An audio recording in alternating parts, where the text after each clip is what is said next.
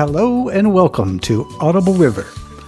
I'm Alan Rice, and I'm very happy to have with me Reverend Dr. John R. Mabry, who is pastor in the United Church of Christ. He is the author of more than 40 books on spirituality, theology, and even some science fiction and fantasy. Also known as Pastor John, he currently teaches comparative theology at the Chaplaincy Institute and Interfaith Seminary in Berkeley, California. He is a prolific songwriter, and he has a private practice providing spiritual direction to individuals. Hello, Pastor John. It's great to see you again today. Well, thank you so much. It's good to see you too, Alan. Thank you so much for asking me back. It's wonderful. So now, I'm curious, you teach comparative theology, and I would like to find out, first of all, what is comparative theology? Well, at most seminaries, they are rooted in a single tradition, and they will teach you what the doctrine of that tradition is around a theological subject. Let's say ethics. So what does this tradition say about ethical behavior and so forth, or about salvation? What is the doctrine about salvation? And probably, if you're lucky, what is the history of the teachings on this subject? But at the Chaplaincy Institute, we are specifically an Interfaith Seminary. And so we don't take a theological position on anything, because the moment we do that, we would cease to become interfaith. And so for us, it's more of a comparative exploration of what are the possible teachings around this area of theology. And so instead of collapsing the field of potentiality around one single object, one single teaching, one single doctrine, we keep the field of potentiality aloft and explore all of the possibilities around that area of theology. And that makes it really, really exciting, because you're not telling anyone what to believe. What you are doing is exploring what are the ramifications of various ways of coming at this. Wow, that is very exciting to me, because it is the sort of thing that I've been interested in my whole life, is, always looking for other ideas, ways to, understand my own experiences, my own urges, that kind of thing. And different beliefs have been, very influential for me. But what's really interesting about everything you just said is that isn't this kind of a newish idea? Like if you go back 100 years ago, how many people were teaching this kind of thing? Well, not very many. I think I do think it's a new thing, and it's only really, I think, within the last 50 or 60 years that you have this kind of exploration, rather than trying to nail something down. Well, that's beautiful, because one thing that my assessment is that we have the religions of the world, and they, my belief is, my perception is, they all developed very sincerely within the culture or within the leaders of that time, and that these people were expressing the highest truth that they knew then and there, and that as time goes on, there's these places. There's been a lot of arguments between people of different cultures about who is right, and then lots of very, very heated, conflicts over figuring out who is right and wrong. But now, come right out and say it: bloodshed. Bloodshed. Okay, yeah, you're right. People kill each other over it. That's right, they do. And not just in Abrahamic religions. There have been wars fought over doctrine in Buddhism. It's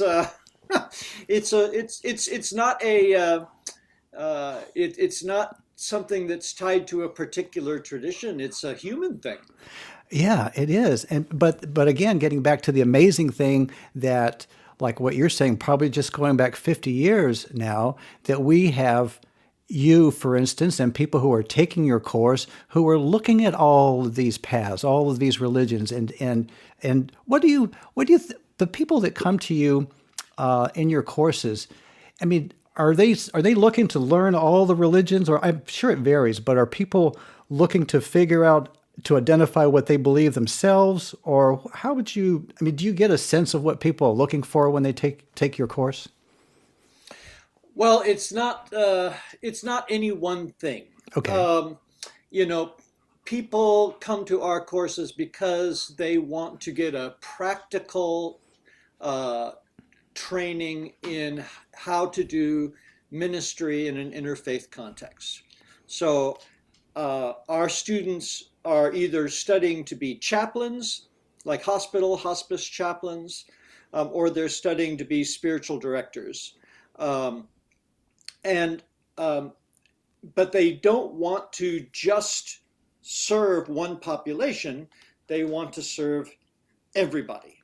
Um, and so at the Chaplaincy Institute, we actually embrace two meanings of the word interfaith. The first meaning is people who, like myself, practice a single faith tradition and are rooted in that tradition, but they want to have a ministry that is interfaith in that it serves people of all traditions or none. Um, and I would say about the other half of our students are people for whom interfaith is a religious identity.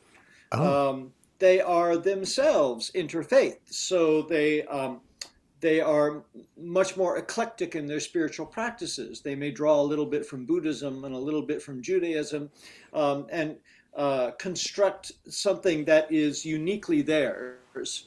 Um, and they too want to minister to people of, all faith traditions. Um, so the two kinds of students get along very well, and I like to think they learn a lot from each other. well, that's fascinating. When because I was thinking about people who are becoming ministers or chaplains, that these days it can make a person more effective if you can relate to people of different faiths, because we are a mixed faith culture. I mean, obviously, right? Oh yeah. So that's making a person more to have your message more relatable to more people, or be able to relate in a more intimate way, I guess.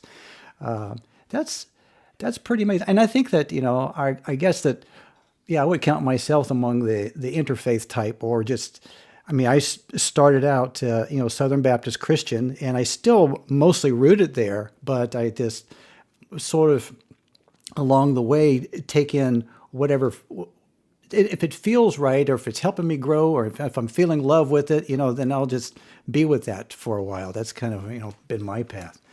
Now, there is you mentioned salvation, and I think that you said to me at when we were off at our last podcast, after we had stopped recording, you said something about you having a specialty, and I think that it's called, and correct me if I say this wrong, soteriology. You say it. Soteriology. Soteriology. Thank you. That, Yeah. that is the area of theology around salvation. Okay. So, for instance, the word soter in Greek means to heal. Okay. And so, the question arises: what needs healing, and how do we heal it? Now, in Latin, the same word is salve, from which we get the word salve, a healing ointment. Okay. And that's where we get the word salvation. Okay. So this is What this is a what different. Yeah, go heals? ahead. What heals? This is a different concept, because when I grew up in the church, salvation felt like, well, it's like being grasped from hell. It's like from the Well, and that is one very specific meaning of the word, but the fact is that every religion Uh-huh. has an understanding of salvation, Okay. because every religion um, recognizes a problem with human nature Okay. that needs to be addressed. So religions don't just, fall out of the sky. Religions arise to meet human need. Agreed. And so when we have a need, we intuit these ways, and you can attribute this to spirit. You can attribute this to human longing. Whatever it is you want to attribute it to, we develop ways of addressing these very fundamental problems. What's really interesting, though, is that almost every religion sees a different problem Ah. at the heart of human experience and offers a different fix for it. Well, that's interesting, because then you have a lot of fixes for a lot of different problems when you. Yes, you do. Yes, you do. And they're all they're all onto something. Okay. Otherwise they wouldn't have endured. Okay. And I think that they're all useful. Uh-huh. But I have issues with people who say, well, basically all religions are the same. And I just want to say, well, no, actually they're not, because they're trying to address different problems. Okay. And so the study of comparative soteriology is just looking at each tradition and saying, what's the problem Hmm. and how do we fix it?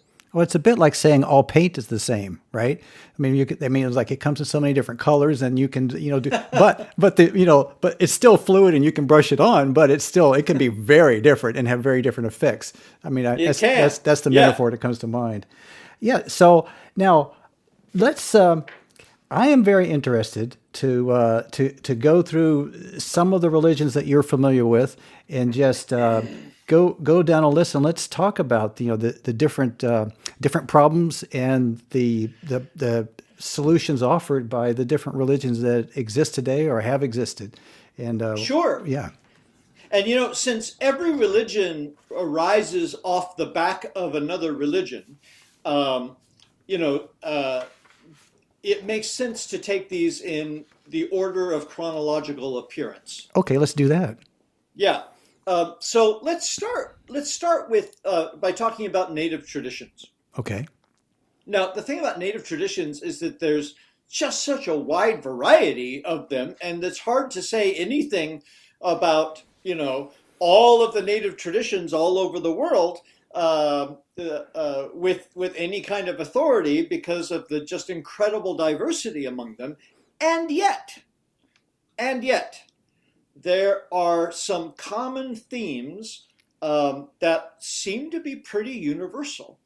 Okay. Um, and so, if we ask what is the human condition, what's the problem that native traditions see, and it's really the hardness of life. It's the risk of extinction, Okay.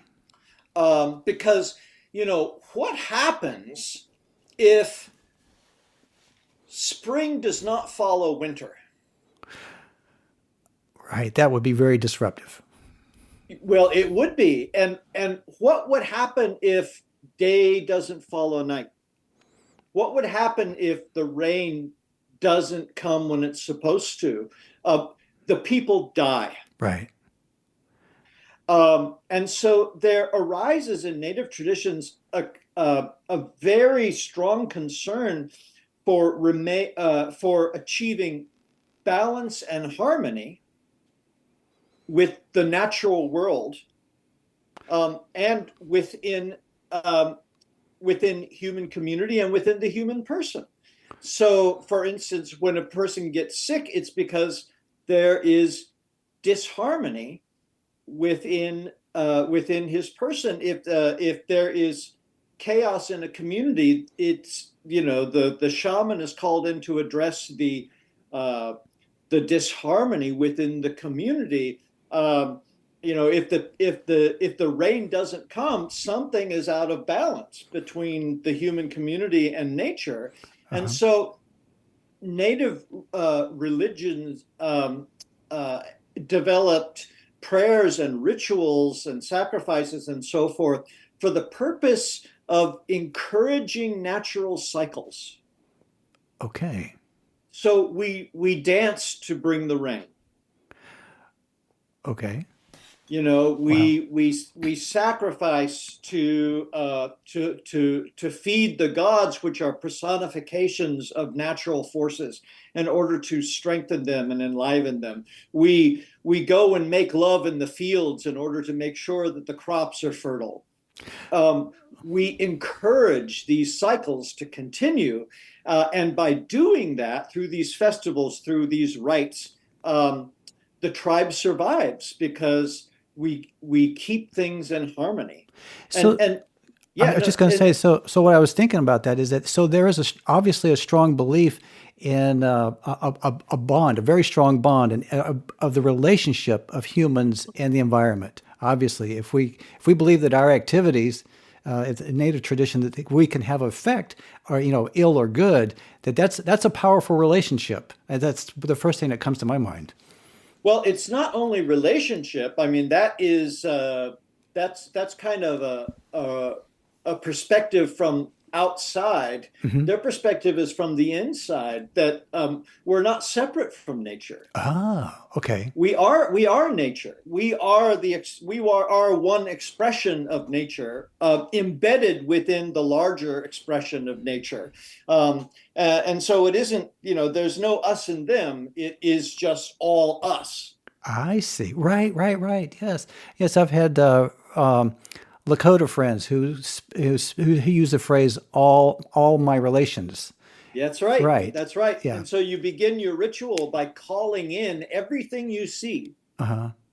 and welcoming the wind, welcoming the sun, welcoming the earth, welcoming the spirits of the four directions, that because welcoming in the animals, welcoming in the bugs, because all of these are kin to me. Wow. And so where do we go from there? There's now you have the native traditions, and then where would you go next to build on that, historically Uh, speaking?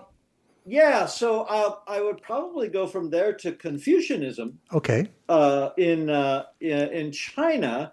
Um, and Confucianism arises during a time called the Warring States period, where all of these tiny little nation states were battling with each other, um, for dominance, and it was just chaos, absolute chaos. And so the human condition, as far as Confucius saw it, was disorder. Wow. Okay. Okay, and so this is already quite removed from nature, right? Yeah. Because it's very human centric in a way, right? Hmm. Um, and so the problem is that things have become disordered. So the remedy is to put everything back in its place. And Okay. so Confucius comes up with a concept called the rectification of names. And so what he says is that if you are a king, act like a king. If you are a father, act like a father. If you are a mother, act like a mother. If you are an elder son, act like an elder son and be a leader for your siblings. If you are a younger son, you must give deference to the elder son and to your parents. And if you are a servant, then you must know what your place is, and you must know all of the roles and rituals of that place, because if you can perform those perfectly, then all of society will be in harmony. And once again, here's this concept of harmony, but Confucius isn't really concerned with natural harmony, he's concerned with societal harmony. Right. And so his plan is to educate everybody, even the lowest of the low, about what their place in society is and how to most effectively and properly um, uh, uh, enact the expectations and the responsibilities of that role. And so he has a concept called li, which is sometimes translates rights, but it's rites, as in rituals, but it's more like civil religion in a way. So, for instance, if I am meeting you for the first time and I don't look you in the eye, what happens? Oh, I may not trust you or something, or I don't. I'm right. If you don't look me in the eye, There's disharmony. disharmony. Right? Yes. Oh, yeah. There you Right. go. Right. So if you put out your hand and I don't shake it, Oh, yeah. there's disharmony. Yeah. Right off the bat. Right.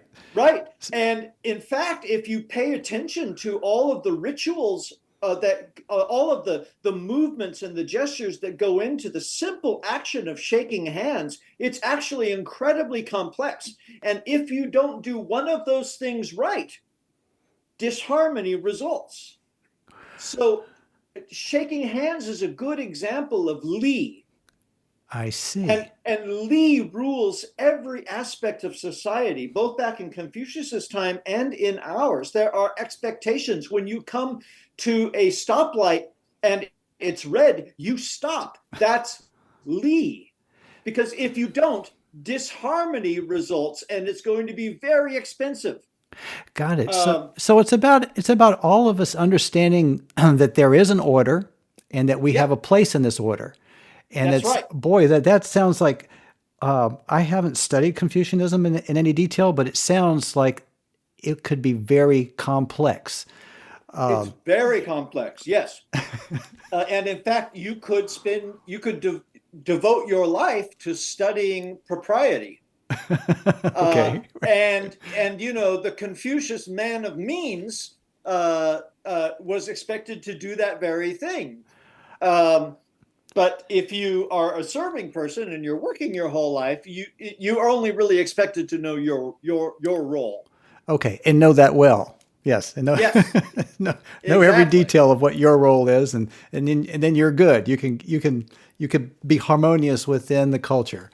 Wow. Exactly. So that's a again. This is about creating harmony, and it's a way of Uh-huh. salving, healing. It's a way of bringing order, but the order is the healing of Confucianism. Yes, That's what I'm hearing.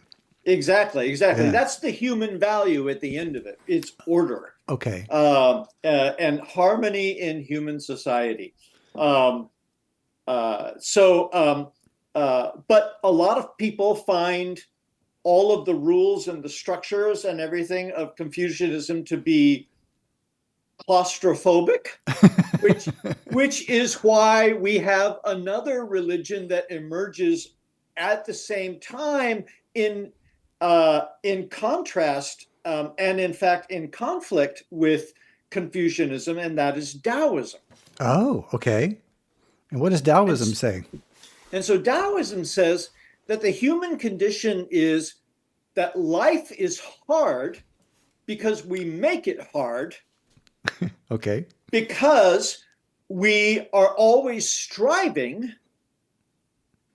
for uh, for for something that is completely unnecessary. So the problem is that we have forgotten how to be ourselves, and we are trying to be something else. And because of that, life is difficult. Oh, I can see right away how that would be conflicting with Confucianism. Oh, exactly, because society tells you this is what you are, Uh huh.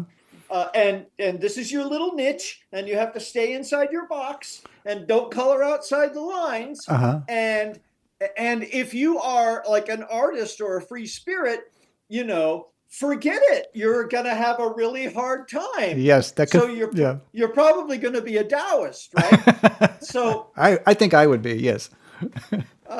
right, and so the problem with human nature is life is hard because we're always striving to be Hmm. something we're not. Yes. So what's the remedy for this? Well, the remedy is Confucianism and Taoism have fundamentally different understandings of what the way of heaven is. So Confucianism says the way of heaven, the Tao, is this very, very intricate structure that everything needs to fit into so that there is harmony in the universe. But Taoism says that the way of heaven has nothing to do with what human beings think or do. The way of heaven just is. The way of heaven is going to flow. And if you want to be in sync with the way of heaven, then you should sit on your ass and watch nature, because nature knows what it's doing. Nature is going with the flow. Uh-huh. And if you are wise, you will go with the flow. Yeah. Because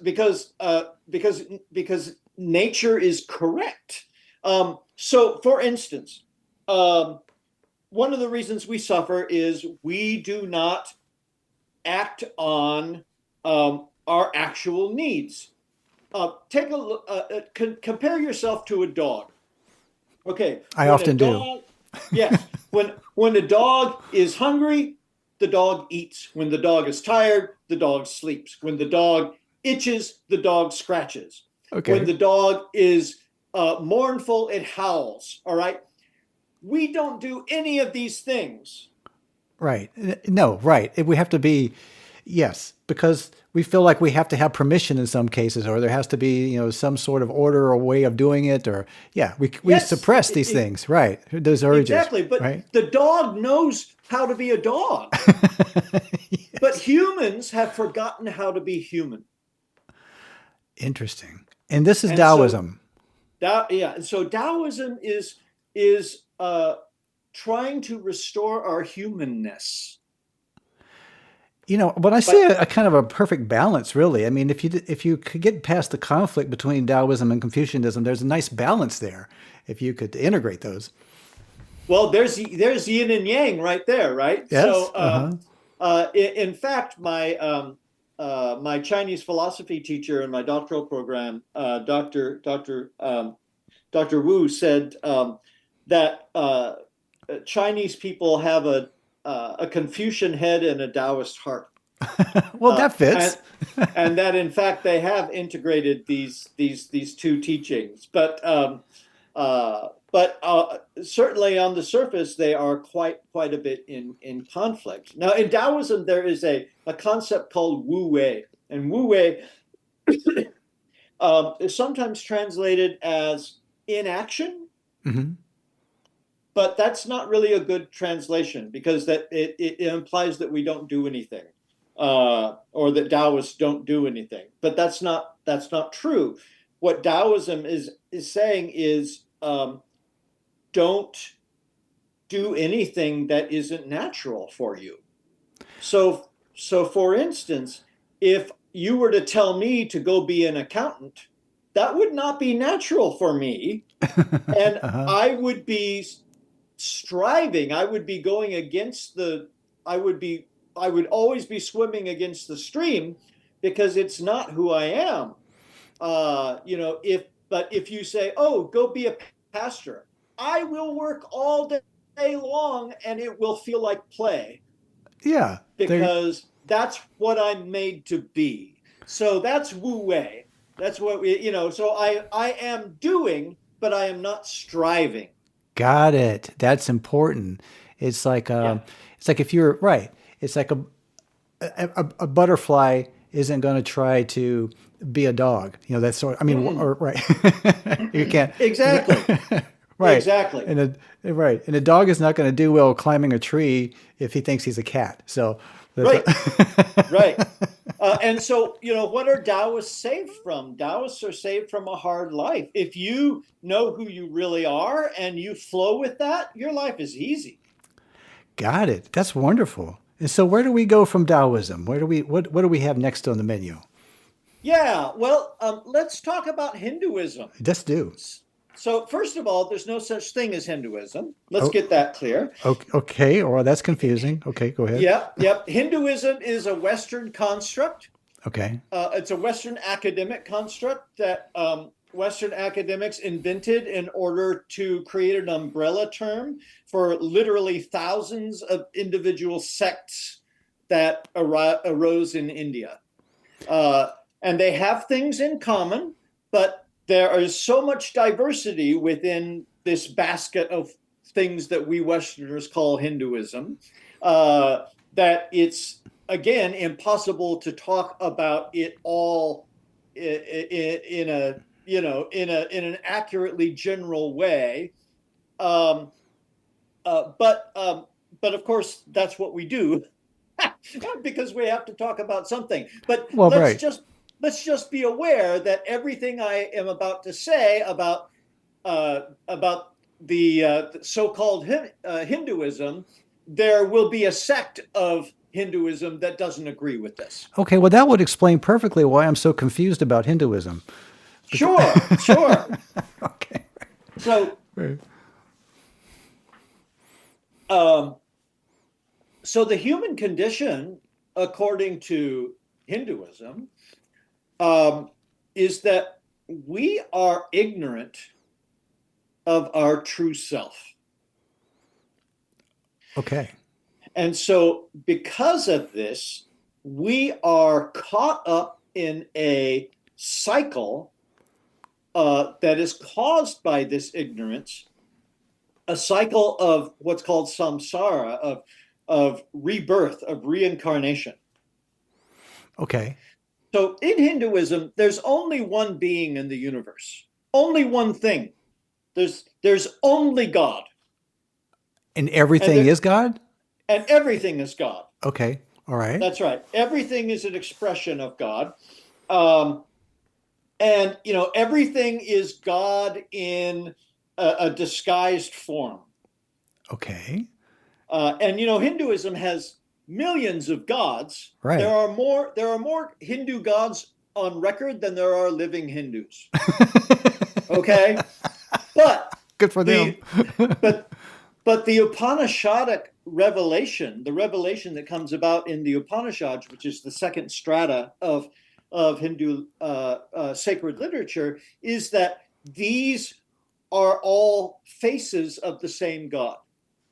Many expressions, one source. That's exactly right. Okay. That's exactly right. And we too are expressions of that same source, but we do not know it.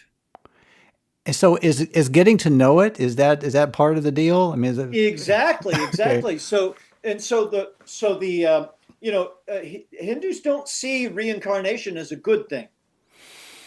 Yeah. I think we in the West think of it as as kind of an alternative to resurrection or eternal life. We just keep coming back. Well, Hindus would say, well, who wants to go through potty training again? Who really wants to go through high school again? Who really wants to be picked on? Who really wants to go through old age and sickness again? Nobody. Well, that's kind of my feeling. I mean, right. Right. Life is full of suffering. Why would you want to keep doing again and again and again and again? So Right. the purpose is to break free from this cycle of death and rebirth. And so how do you do that? So the remedy to this problem is to recognize one's true identity. And of course, the word for that is enlightenment. And so you become enlightened to who you really are, which is God. That's what's meant by enlightenment. So That's right. So it's a realization of your own true nature. That's right. Okay. But it's not an academic realization, no. because I could just tell that to you. It's an experiential realization. Right. And so you can get there through meditation. But you can also get there through the gift of grace, the gift of the grace of God. So Hinduism talks about four broad paths of spirituality. There's the way of meditation, which is Raja Yoga, which means the royal yoga, which is sitting and meditating and getting the ego out of the way so that you have this experience of oneness with the divine. But there's also bhakti yoga, which is the way of devotion. Mm-hmm. And so just loving God and allowing yourself to be loved by God, that you open yourself up to a gift of grace where God will grant you that enlightenment. Okay. Just by having Yeah, the love thing going on. exactly, Uh-huh. exactly. And another way is karma yoga. Karma just means work. And so um, you can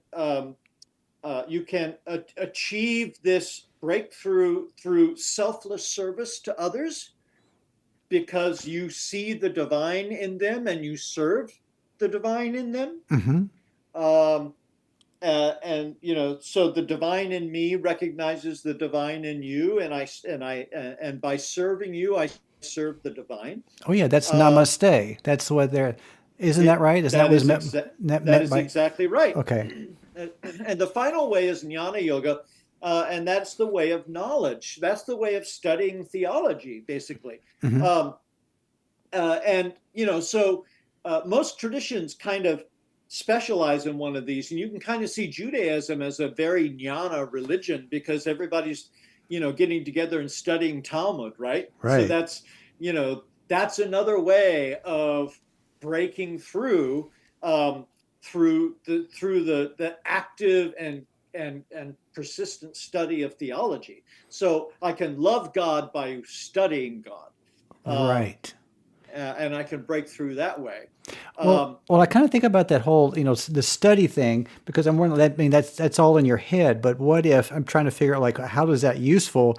You would have to integrate that into your perception of reality. I imagine you would have yes, to. exactly. Right. Yeah, Right. yeah. It becomes transformative of the whole person, Uh huh. but that takes time. All of these take time. Yes. This is a spiritual practice. This is a lifetime endeavor.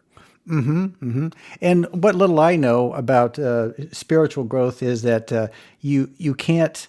I mean, there's grace. I do believe in that, but growth is growth. I mean, Hmm. you don't you don't start you. I mean, put it this way: you can't start driving a car when you're 1 month old. I mean, that just doesn't happen, right? So Right. you have to wait until you're big enough and smart enough and skilled enough. So there are these stages that we have to go through in order to have these experiences and to be able to keep moving forward. Wait, anyway, I don't want to interrupt you. This is great. So we're talking about Hinduism right now. Are we ready to move on, or you have some more about Hinduism? Well, let's talk about the human value. So once you break through and you recognize you have this experience of your true identity of oneness with the divine, Yeah. then you no longer need to reincarnate uh, because the because the illusion is broken. Oh, got it. Yes, that's thank you. That's important, isn't it? That's the key right there. That's what you're Yeah, trying to break that illusion. And that is the healing. That's the salvation. Yes, that's right. got it. Got That's it. right. So Yes, the Sanskrit word for illusion is Maya, which you probably have heard yes, I've heard that. Yes. uh, before, right? And so if you want to break the power of Maya, so that you can truly be free and recognize, you know, who you really are, and be liberated from this endless cycle of death and rebirth. Right. And I'm thinking, I mean, honestly, I mean, whether you believe in reincarnation or not, I mean, the truth of that kind of seeking resonates with me, right? Because I mean, obviously, I know myself, you start out in life and you've got all these ideas and everything's coming at you and you're trying to figure things out. It's hard to know who you are, right? Yeah, And your place yeah. in the world and what feels right and nurtures you. Okay. So, where do we go from Hinduism? What emerges next? Well, Hinduism, develops a caste system. Okay. I mean, it actually has a caste system from the very beginning, from its Vedic roots. Um, and there's nothing more destructive to a religious system than giving the clergy power. And in the In the Hindu tradition, the Brahmins, the priests, were at the top of the pile. They were the ones with all the power. And so, of course, they were corrupt. And so what happens when you have, corruption in religion? You have reform. Yes. And so there were three main Hindu reform movements.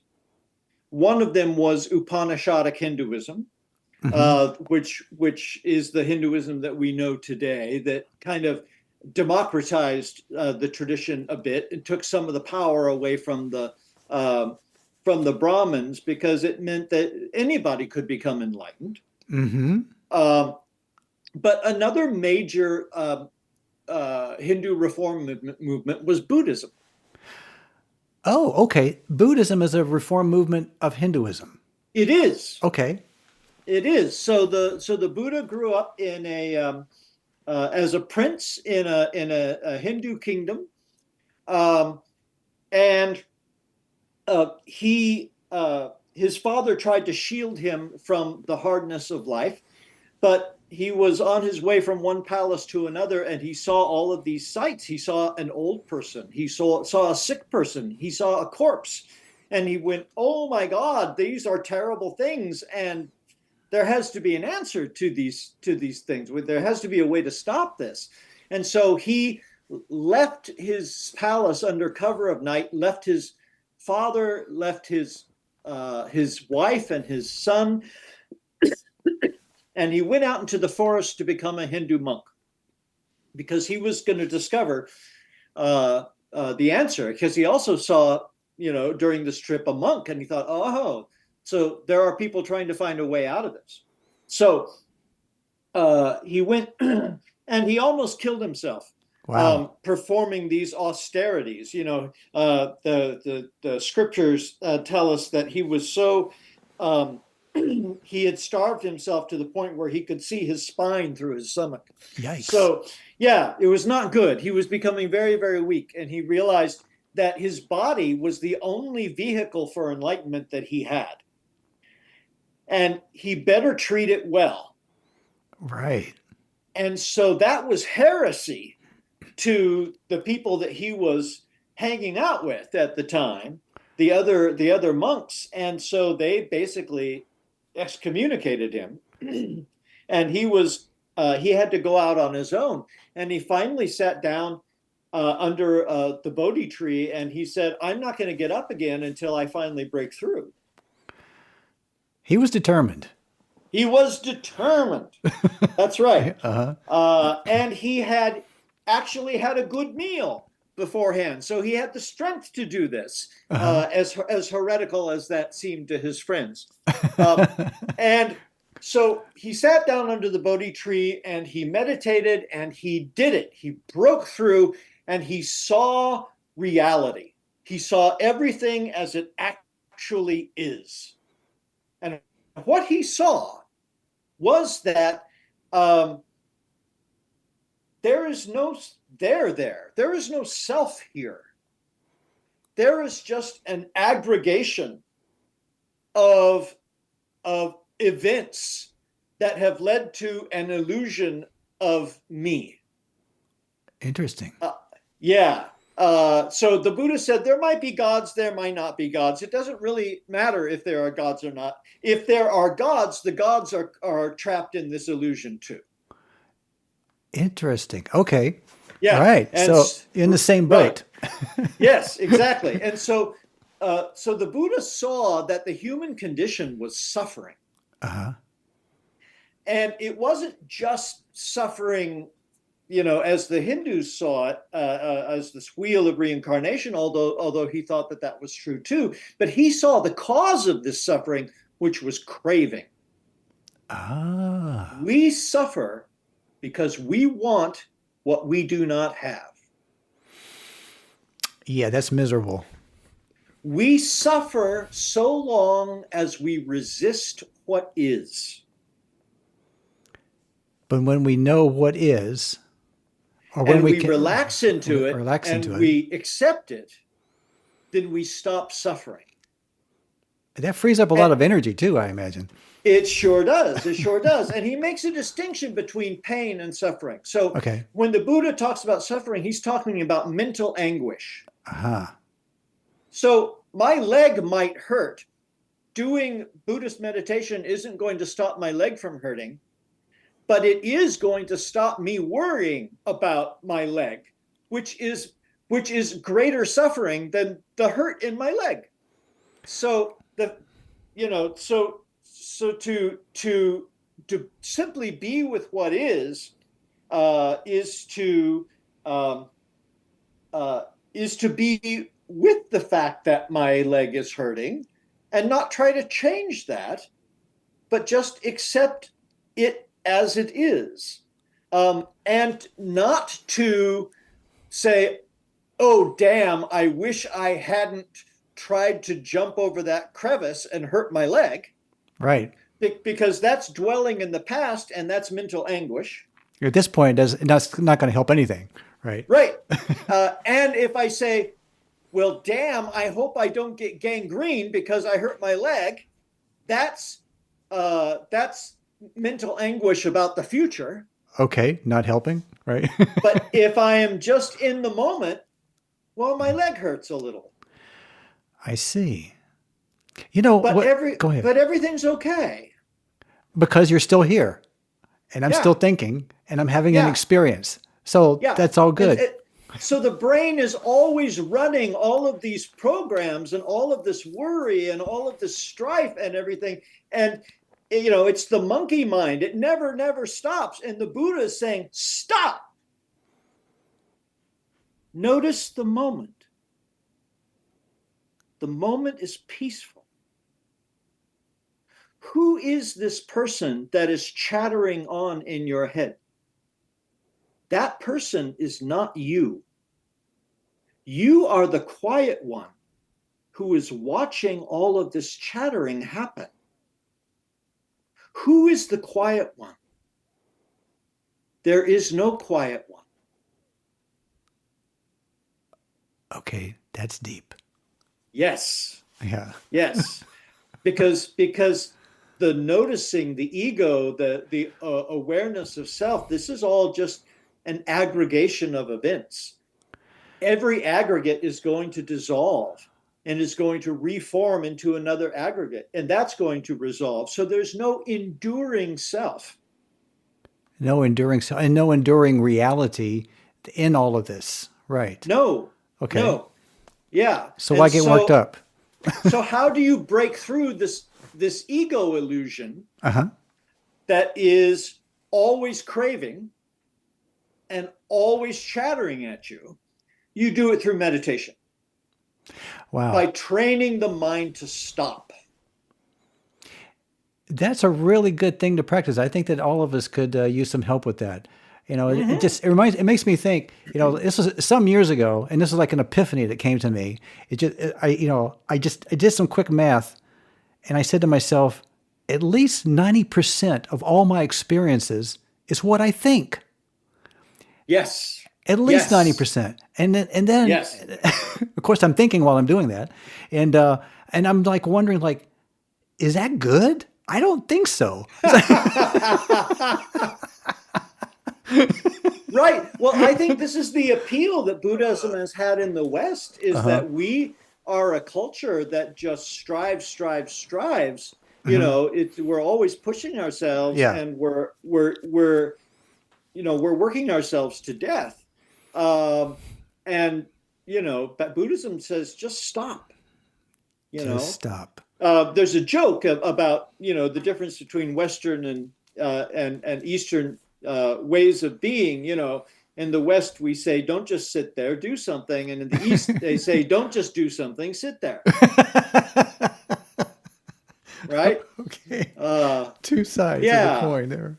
Yes. I So the love it. thing is that in Buddhism and is specifically primitive Buddhism, or what became Theravada Buddhism, um, when this aggregate that is John dissolves, um, there's nothing that endures except the karmic burden Karmic burden.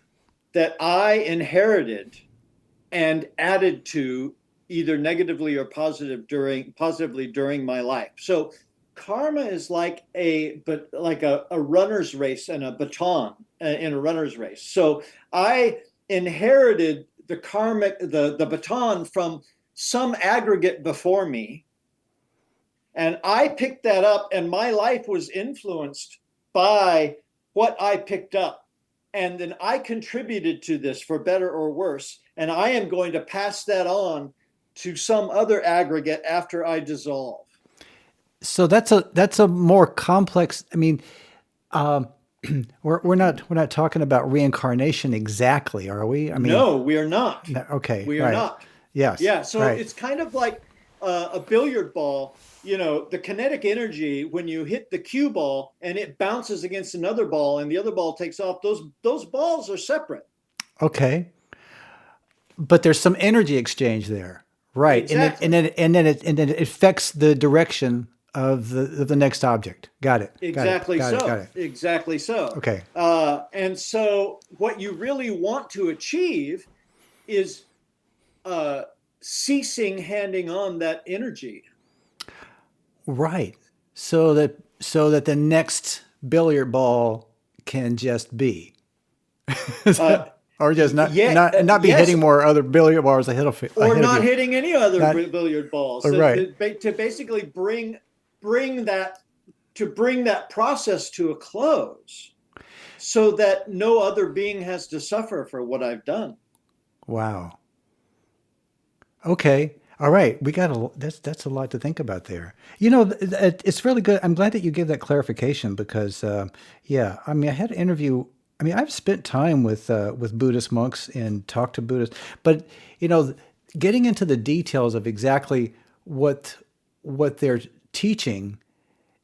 These are concepts that I hadn't really engaged in effectively, and I'm working on that now. And thank you for helping with that. So, but where do we go now, Pastor John? Well, well, well, well. Now we go to Mahayana Buddhism, which is another variety of Buddhism that arose in the first few centuries of the Buddhist community. Because in Theravada Buddhism or primitive Buddhism, um, you paddle your own canoe.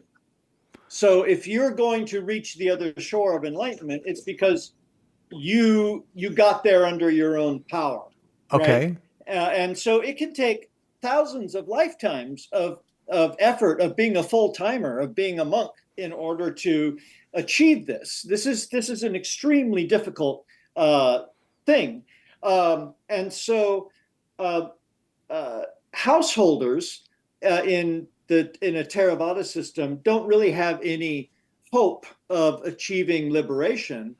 The best that they can do is acquire merit by supporting the full timers, the monks, and so forth. And in Theravada countries like Thailand or Cambodia, that's exactly what you see. You know, the people are acquiring merit by supporting the monks.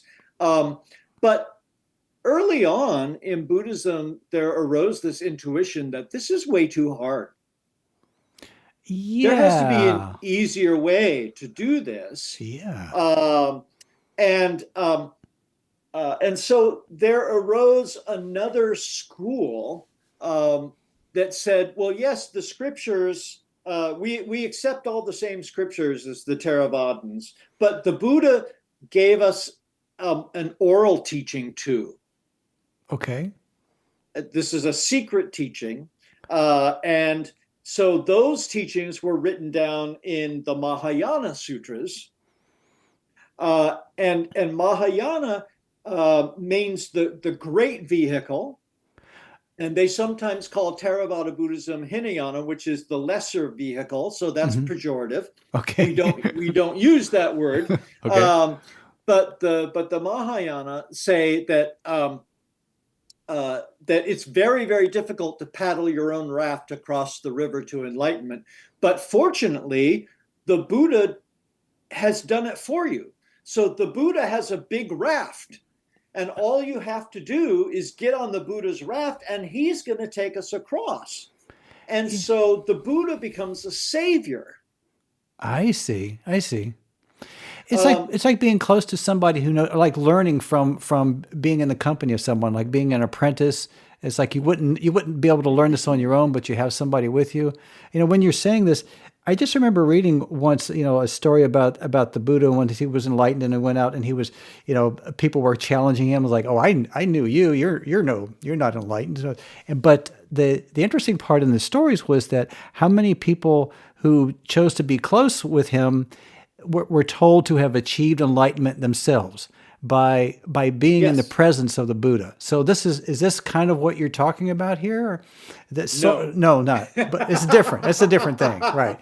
Yeah, But yeah. So the Theravadins would be on board with that, but the Mahayanans, okay. uh, so basically, the Buddha was trying to do away with religion.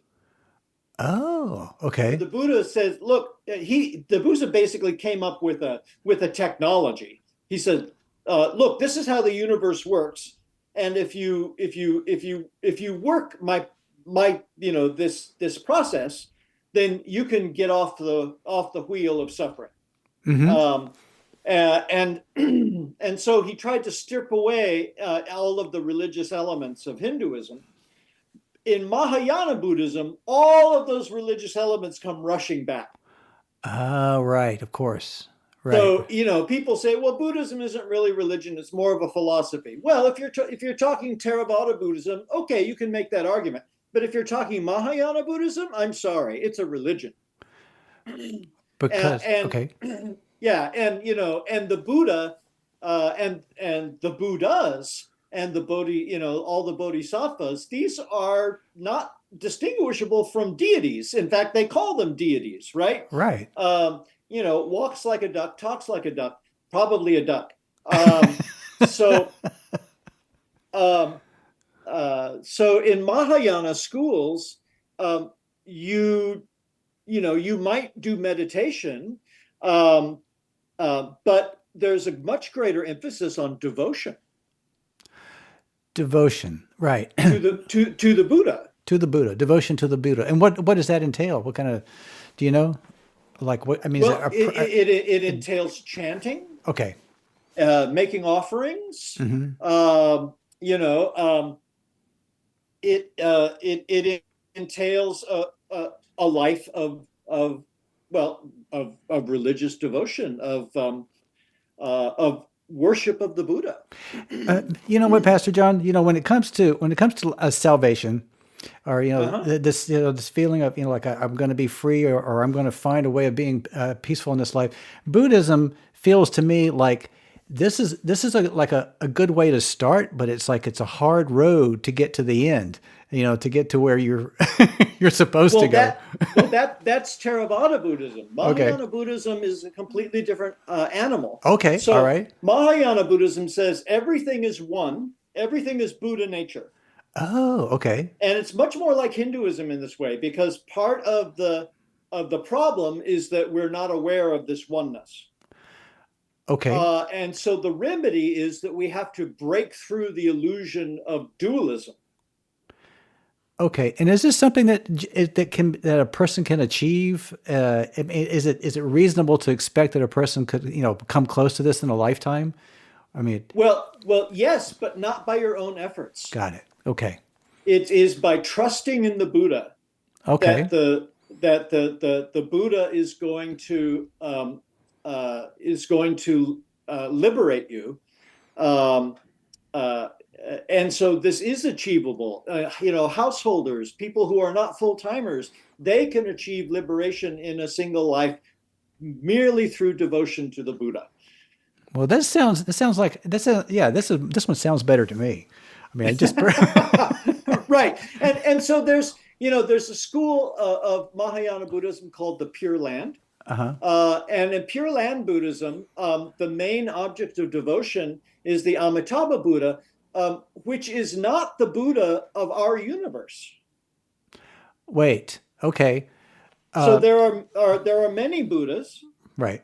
and so the Amitabha Buddha is the Buddha of another universe called the Pure Land. Okay, like a different reality altogether. A different reality altogether. And Okay. if you have devotion to the Amitabha Buddha, then when you die, you will go to the Pure Land, where spiritual practice is easy, and you can achieve enlightenment easily. So achieving enlightenment is really hard in this reality. Yeah. So by having devotion to the Amitabha Buddha, you can be reborn in the Pure Land, where you can then achieve enlightenment. You gain spiritual entrance. Well, this is sounding better all the time. They Yeah, yeah. they worked this one out. This is good. I like it. So this one obviously would have more appeal to more people, a wider range of people. People, like you say, householders or just any average person would find some attraction to this kind of religion because there's hope in it. That to me, Yes, it feels that way. Right? There's more yes, hope in it. and Mahayana Buddhism is much more widespread Okay. than Theravada Buddhism. Theravada Buddhism, is concentrated in a couple of pockets. And there are Theravada schools everywhere, um, but but most Buddhist countries are Mahayana Buddhist countries, and this includes Tibetan Buddhism, this includes Zen, this includes Chan, and many other schools, including the Pure Land. And in Mahayana Buddhism, part of the goal is to achieve liberation, so that you can not go into nirvana yourself, but to help other people achieve liberation. So in Theravada Buddhism, when the Buddha achieved liberation, when he was enlightened, but then when he died, he went into nirvana. He's gone. But in Mahayana Buddhism, they say the Buddha achieved the Buddha achieved liberation. He didn't go into nirvana. He stuck around to help he says, I refuse to enter into nirvana until all beings enter into nirvana. So Oh, this is a yeah. universal form of salvation Got it. that the Buddha is affecting, and so we can all become bodhisattvas, which is we too can say we will not go into nirvana until all beings go, and then we can be like angel assistants to help people on their way towards enlightenment. Oh, that feels good. That feels nice. It's like, that whole, caring about others and wanting everybody to have that experience of getting to nirvana. I love Well, that. and that's the emphasis of compassion Yeah, in I see. Mahayana Buddhism. Got it. That we because of compassionate we have compassion for all beings. We are not going to we're going to sacrifice our own bliss, our own happiness, so that everybody can achieve that. Yes. Well, hey, Pastor John, this is really, really, really. I love this discussion, but I think we're kind of, it's maybe we have time for a couple more. Where would you like to go to? You Well, know, let's do this. Let's okay, do one more. Let's do Jainism, Jainism. Okay, and that will wrap up the East. okay, all right, And then let's schedule another time to talk about salvation in Western religions. perfect. I like this. This is great. This is great. Okay, All right. So Jainism is the third Hindu reform movement we were talking about, okay, and the Buddha was actually a student of a Jain teacher. So there is some Jain DNA in the Buddha's philosophy. And in fact, if you go to India and you see some statues of the Buddha sitting in meditation, well, guess what? It's not the Buddha. no, It's Mahavira. It's the founder of Jainism. Uh, interesting. but it looks very, very similar. So Okay, Mahavira says that there are these jivas, which is the Sanskrit word for souls, okay, that have become trapped in matter. trapped in matter. Okay. Yeah. Um, and so Jainism is a dualistic school, um, which is, there's an absolute division between spirit and matter. Okay. But these spirits have become enmeshed in matter and they can't get free. Help, I've fallen and I can't get up. Right? Okay. But Okay. it sounds accidental. I mean, Well, like it was a problem. I mean, this is it is a problem. This is okay. the human condition. This is the problem. Is Okay. that these jivas have become entrapped in matter, and what entraps them is karma. I see. And where does that come from?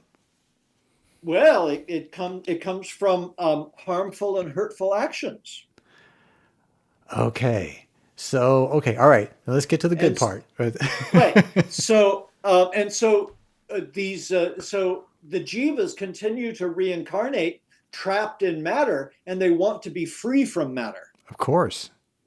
And so how do you do this? Well, if the problem is karma, then Hmm. you want to eliminate that karma.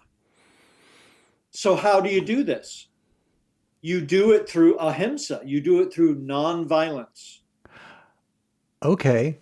So somehow there had to be someone has to make an assessment. There has to be a revelation or a perception somehow that violence is bad and peace is good. I mean that Yes, this there has to be. I mean this isn't just an intellectual exercise. There has to be like some proof in the pudding, so to speak, spiritually that somebody just this is how it's supposed to go because every time we do something bad, we get locked into this bad stuff, and we don't get what we need or go forward. So there's something exactly. very fundamental in that assessing these realities that I think. I mean, for me, that's the really interesting part of all this is like how how do they know this to begin with? But I don't want to sidetrack too much, but let's talk about the Jainism again. So what's their solution? How do you got to deal with the karma? You got to deal with the karma. So Jains always wear like a face mask so they don't inhale any bugs. What? Okay, it's a thing. When Jains walk down the street, they carry a broom so that they can sweep bugs out of the way so they don't step on any bugs. Because if you step on a bug, if you kill something, that adds to your karma. Oh dear. And so you don't eat any animals. You would Okay. only eat plant matter. So Jains are vegetarians. Some sects of Jains wear clothes, and some don't. There are sects of Jains that go about naked because because uh, Less impact on the environment, it's sort of thing, right? well, it's just part of their tradition. Okay. And it's very disconcerting to be traveling through India and to see a highway billboard advertising a Jain teacher who's just standing there in all his glory. Um, but nevertheless, that's part of the tradition. Um, and also, so you can try to stop accumulating karma. So, for instance, you would never drive a car because you would kill too many things, Right. and it would just be racking it up. Yeah. So you don't want to do that. But what do you do with the karma you've got left? Well, you need to work it off through merit. So you want to do good works. And so throughout India, you have things like bird hospitals where you go in and the Jains run these hospitals for animals that people like they see an animal on the side of the road or something, they'll take it to the Jain hospital and Wow. they'll nurture them back to health. And these are quite elaborate operations, kind of amazing.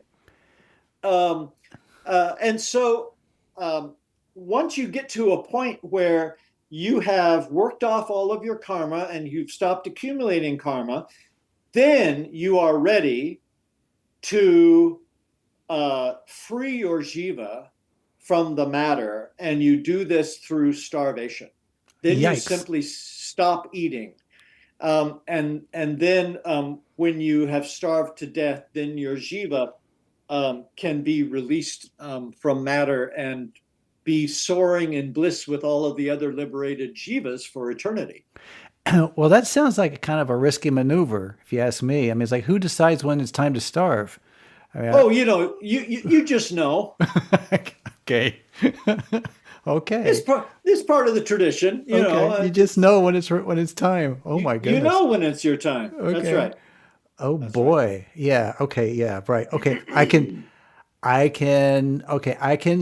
intellectually see where we're going with that, the purification part and all, but but I'm not feeling it. I'm sorry, but I get the whole respect for life, the merits. There's something to chew on there, but It's a hard path. that's a hard path. That's a hard path It to really go is. It really is. to go from where I am now. I was like, I'm too old to start that. Anyways, So go so ahead. that kind of wraps up the East, and as far as major traditions. So let's schedule another time to talk about Western religions, and we'll start with Zoroastrianism. I love it. I love it. But just to go back and just recap a tiny bit, and it just popped in my head. So the Buddha, he was taught in Jainism, and Hinduism. So he was enculturated, I guess, in the Hinduistic faith. But Yes. then once he became a monk, he was mentored by a Jain monk, I guess is what you're saying. Yep. Interesting. And then, and boy, I tell you what, I mean, the teachings of the Buddha, I mean, from my knowledge, I mean, you have the Buddha and you have Jesus. I mean, of course you have Muhammad and you have, I mean, we're getting into like our next episode on that, but from the East, it seems like the Buddha became the apex of what the East had to offer, in my opinion. And like it's this what the Buddha taught, what the Buddha is, or the impression of what Buddhism is about, is almost everywhere in my right now.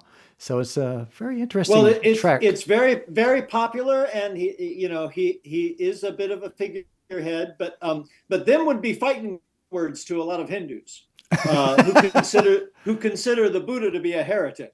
So Oh, okay. So be careful there, right? So yeah, be careful there. In okay. fact, there's a Hindu myth that says that the Buddha is one of the incarnations of Vishnu, but it was an incarnation that purposely led people astray. Wow. Yeah. Being the So, trickster in that incarnation, right? Whatever. yep, yep. So the Buddha was the great deceiver. Oh, I haven't heard this one. This is Yeah. that's So if you go fascinating. into some Hindu temples, many Hindu temples will have statues of the Buddha, but keep in mind that the Buddha that they know is someone who is actively seeking to deceive people. Oh, it really does get confusing. So, Yep. Yep.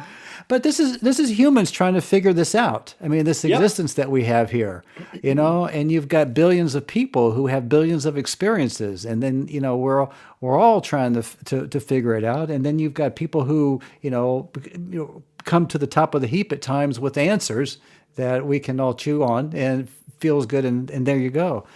Well, thank you, man. This has been fascinating. A really great discussion with you, and I think I'm going to have a lot of fun with the next one where we get into the westerns. And Pastor John, thank you so much for sharing all that you know about the Eastern traditions and the soteriology of these religions. Yeah, I got it right that time, didn't I? You did. I gotta practice that word. It's a new one for me, so I. Okay, thank Well, you. thank you, and to be continued. To be continued. And that is all for this episode of Audible River. And to all of our listeners, I would love to get your comments, or if you have any questions, please email me at audibleriverpodcast@gmail.com. Thank you for listening.